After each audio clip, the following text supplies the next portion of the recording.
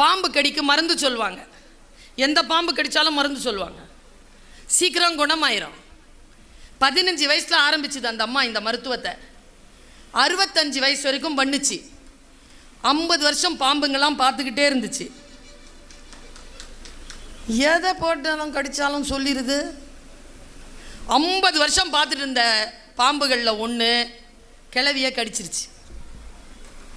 கிழவி கீழே கிடக்குது, வாயிலாம் நுர. என்ன ஆச்சு பாட்டி? பா பா பாம்பு கடிச்சிருச்சா? என்ன பாம்பு கடிச்சது பாட்டி? சொல்லு, மருந்து எடுத்து கொடுக்குறோம்.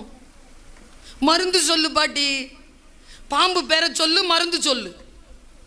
கா கா கட்டு வீரியனா?